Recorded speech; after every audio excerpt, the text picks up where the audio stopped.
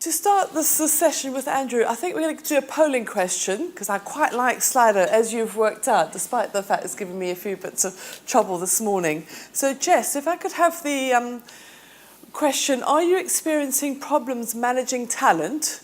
So for example, retaining younger staff or the inability to promote staff because of the number of older workers who can't afford to retire in your organisations? It'd be interesting to see who's got that problem already. Or perhaps you haven't got that problem yet, but you know it's going to happen in your organisation. Or for whatever reason, you don't think it's going to affect you. Or the last crucial question, you just don't know.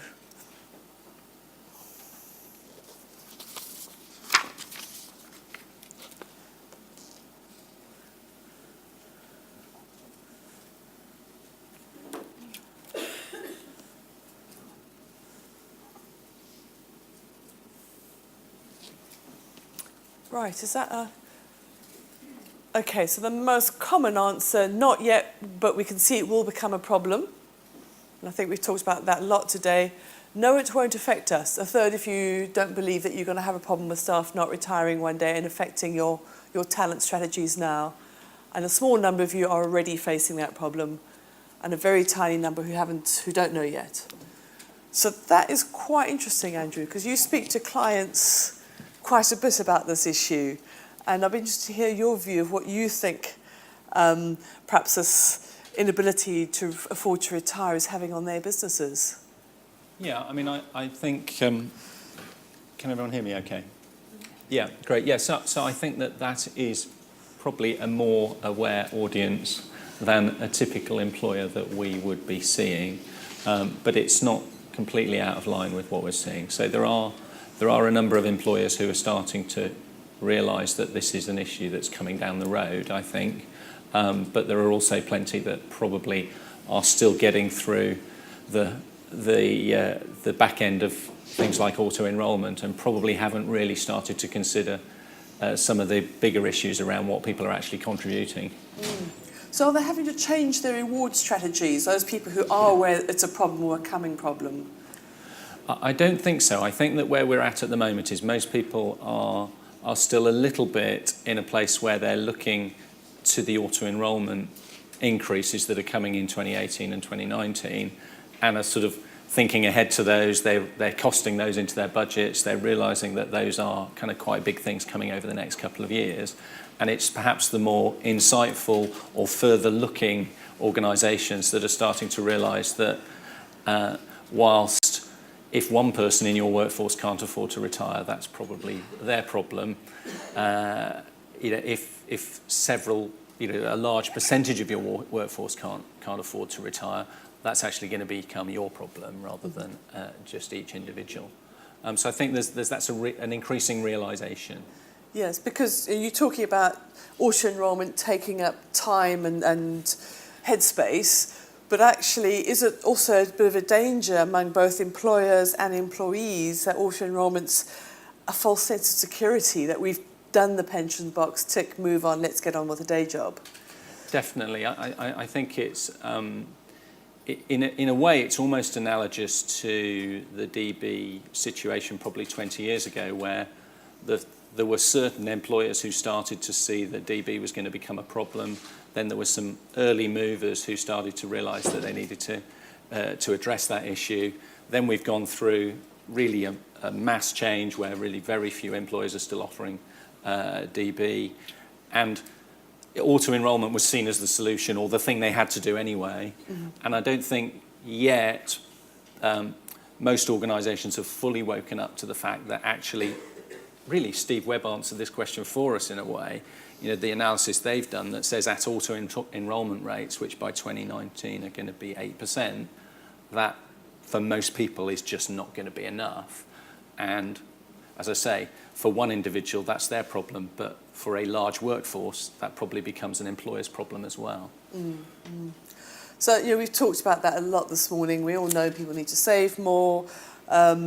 And probably most people in this room would say, look, what's the best way to get people to save more? Well, put them face to face with an advisor, get their finances sorted out, happy days. Well, there's probably two reasons that's not happening. One is it's very expensive. I'd be pretty surprised if there are many employers in this room who could afford to bring in qualified, registered financial advisors for every single one of their staff.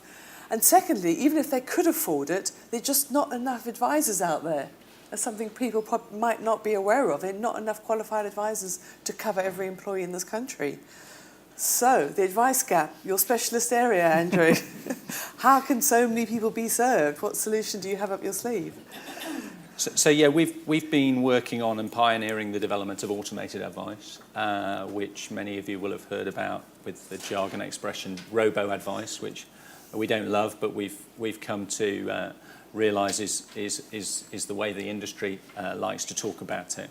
And I probably talk about it in two ways really. Let's start with the advice bit and why that's helpful, and then talk about what does the robo bit or the automated bit bring to the party. I think the advice bit, I hope it's relatively self-evident that financial advice for those with quite sophisticated needs, it really helps people organise their affairs and get themselves on track for a comfortable retirement. But I think with the increasing complexity that people are now faced with, the fact that they're going to live for much longer, the fact that they do have a choice about how much to contribute to their DC pension, the fact that they're going to have pension freedoms, which means they're going to have to decide whether to buy an income or stay invested. All of those much increased complexity for everyday people, not just for those that are wealthy, means that actually advice in the workplace is something, I would argue that everybody should at least be thinking about and considering. And the other thing is that we've got plenty of evidence, and indeed a number of where we're rolling out, where we can absolutely show that people who are advised do increase their contributions. And Peter Strudwick, who was on the panel talking about the fact that once people sort of get engaged with what goal or what target they should be aiming for, they do tend to contribute more. So that's the sort of advice bit. The robo bit, which is the automation bit, is really about bringing that through people's phone or to people's desktop in a much more accessible way. So from the point of view of the employee, it's about making it much more convenient for them to access, much easier for them to access, and much more up to date, I suppose. And from the employer's point of view, it makes it much more affordable and also much more consistent. So what we're doing is delivering regulated financial advice, but through a digital medium. But can a digital medium ever be as good as a human being sitting in front of you? I think that's going to come down to personal choice. I've been a sort of digital pioneer for doing different things around digital for a long time, so perhaps I'm always going to be a strong advocate, but I would invite people to think about an organisation like Amazon. If we'd all thought about what Amazon would be like 10 years ago, we'd have probably assumed we wanted telephone support. We'd probably assumed that we'd like them to have some sort of high street presence in case we had a problem that we could go down the high street. But actually, how many people ever ring Amazon now? And I think it's actually about getting people used to the fact that these things can be delivered digitally, and actually there are many situations in other aspects of life where more complex things are now delivered digitally. My wife is actually a childline counsellor, and I think this is quite interesting. She has been doing that for about 7 or 8 years, and even 7 or 8 years ago, most people phoned in. Whereas actually what Childline have found now is that a lot of people find it easier to open up by using text messaging. So they will use the instant messaging app, and Childline now have more instant messaging than they do have phoning, because people find it easier to be more honest than they do when they're actually speaking to someone. So I'm not saying everybody's going to suddenly rush to a digital advisor. All I'm saying is the world is moving. The quality of what can be done digitally is changing, and also people's comfort with using the digital medium is changing. And so over time, what we're going to find is complex things like financial advice, legal advice, and other things are going to be delivered digitally. Okay. So coming back to a theme that we've heard from a few people this morning, talking about that broader workplace savings, particularly if you've got younger staff and you think, they're not interested in pensions. Let's think about what they are interested in order to engage them now. Whereas I think, Andrew, you feel that HR should still keep pensions as a priority despite the other workplace savings as well. Why would you say that? Yeah, I would say that the pension is the backbone of a really good financial well-being program, actually. And you know, if I take an example of how we do the digital advice we do, if we're looking at whether someone can contribute more to their pension, the first question we're going to ask is whether they've got any unsecured debt or any high interest debt, because actually before we would ever recommend someone increase their pension contributions, if they've got high interest debt, that would be the first thing we would look at. The second thing we would look at is, you know, have they got a bit of rainy day savings? Have they got some savings so that if their boiler breaks down or there's an emergency in the family, they've got something saved up? And you'd be amazed what percentage of the UK population have no savings at all, even those who are working. So again, we would then address that. Then you'd be amazed how many people have matching left on the table. You won't be, this room won't be amazed, but generally, in the population, people will leave matched contributions on the table effectively, which is really free money with the tax relief as well. So if you like, what we're doing is building up. So in a way, by looking at someone's pension, you are looking at their whole financial well-being. And by doing that, we're able to actually give feedback on to the workforce, to the management team, in terms of what proportion of the workforce do have debt issues, what proportion don't have any savings. We wouldn't obviously give any personal information about individuals because we're a regulated financial advisor. We can't pass that back to the employer, but we can give broad statistics on that, which is really, really helpful for an employer to look at and understand. And ultimately, and again, I agree with some of the stuff that was being said by the panel up here, ultimately what I think organisations want to do is they want to have some sort of really measurable feedback on the whole workforce. Who is on track for a comfortable retirement? Who's not taking the matching? Who's got debt issues? Who hasn't got savings? And that sort of information will allow you to plan the workforce in a much more constructive way, I suppose. Absolutely, and tying back to some of the things Alex was saying this morning, yeah, good strong data that you can capture from these systems. And then, so the last of our questions that we thought I would throw at Andrew now is, it's all very well sitting in the room and going, yep, we should be saving more, and yet the only way to do it is for employers to contribute more and pay for advice and pay for communication. And you're probably sitting there going, yeah, I've heard that before, but back at the ranch, why on earth are my C-suites going to say yes to all of that? I want a hiding to nothing. My employees don't want the pension. My board of directors have got targets, costs, shareholder pressure. They're never going to say yes. And let's be honest, by the time the problem hits, I'm going to be retired myself anyway. Why would I put myself in that particular uncomfortable place? I'm going to come back to where I started, which is if you look at the way the DB, if I can call it that, crisis developed, it was very, very similar. You know, a lot of organisations didn't get to that problem early enough. It was something that most of the current management team could kick the can down the road and they wouldn't be around to deal with the problem. And if you like, the water, for those of you that know the boiled frog analogy, the water had to get pretty hot before people woke up to the fact that that was happening. And I think that DC contributions is going to be similar to that. And all I can say is I think this is a room full of people who probably can do the maths and can see what the consequences on a large workforce will be if Steve Webb's prediction is correct, which is that auto-enrolment contributions, people can't afford to retire till they're 79. So do we all really think that we're going to have a workforce that average age is going to be retiring at 79? No, surely not. I think he actually said 81, whereas I thought it was 79. But anyway, the point is it's getting towards 80 if you contribute auto-enrolment contributions. I don't know all the ways we're going to have to work up that message, but if people in this room don't grapple with how to communicate that to the C-suite, then at some point it's going to be a real crisis, I think. So we have a duty to future generations, or perhaps the younger ones in the room, you're the ones going to be picking up the ball in the future. Right, Andrew, let's go to the Slido question. See what people are throwing up on Slido for you to answer. So, employers can be reluctant to recommend specific IFAs to employees due to the risk and cost. Are they being overly cautious? Yeah, I think they are actually. Occasionally I hear employers say, gosh, we don't want to take responsibility for giving our employees advice.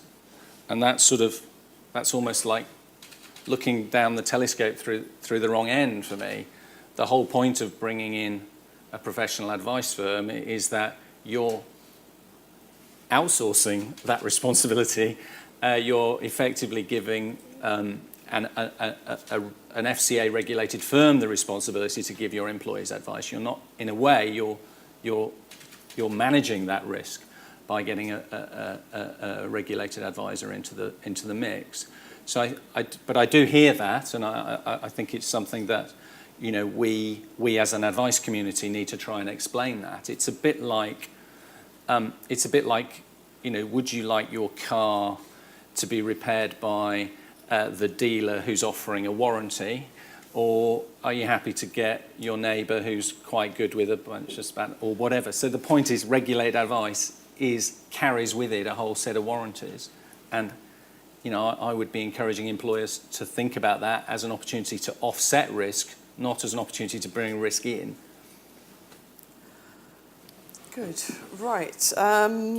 I want to go to the Roboadvice question because it's interesting. It comes back to that diversity question that we had earlier.